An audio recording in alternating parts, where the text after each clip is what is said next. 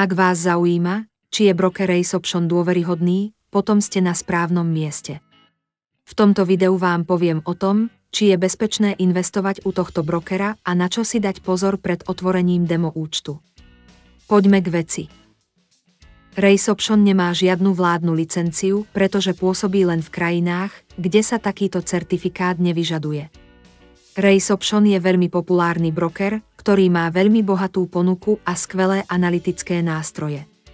Ak si chcete otvoriť účet u tohto makléra, potom odkaz nájdete v popise tohto videa. A ak hľadáte brokera, ktorý je certifikovaný, potom v popise nájdete aj alternatívneho brokera. Ak si chcete otvoriť demo účet, prejdite na webovú stránku makléra, ktorú nájdete v popise tohto videa. Ak si otvoríte účet pomocou nášho odkazu, získate prístup k bezplatnému demo účtu a voliteľnému bonusu za vklad.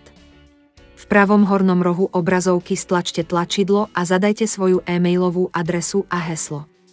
Potom potvrďte svoju registráciu a je to hotové. Po chvíli budete presmerovaní do obchodnej platformy, kde si môžete otestovať svoje stratégie bez akéhokoľvek rizika. Nájdete tu konfigurátor obchodov, ktorý vám umožní zmeniť čas expirácie, veľkosť investície a smer investície. Ak si myslíte, že cena v blízkej budúcnosti vzrastie, stlačte zelené tlačidlo. A ak si myslíte, že cena bude klesať, potom stlačte červené tlačidlo. Ak chcete zvýšiť efektívnosť svojej investície, môžete si vytvoriť vlastnú stratégiu na základe ukazovateľov dostupných v platforme. Tu si môžete vybrať z mnohých dostupných indikátorov, ktoré si môžete neobmedzene konfigurovať. Pred prvým vkladom odporúčam otestovať stratégiu na demo účte. Ak chcete vykonať svoj prvý vklad, stačí kliknúť sem a potom si vybrať jednu z dostupných metód vkladu. Vklad môžete vykonať pomocou online peňaženiek, kryptomien a kreditných kariet.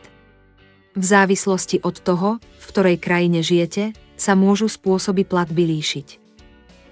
Aby ste si mohli svoj vklad vybrať, budete musieť overiť svoj účet.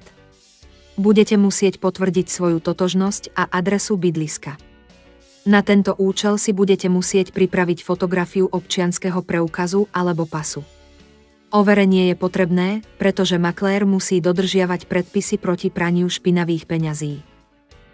Dúfam, že toto video bolo pre vás užitočné.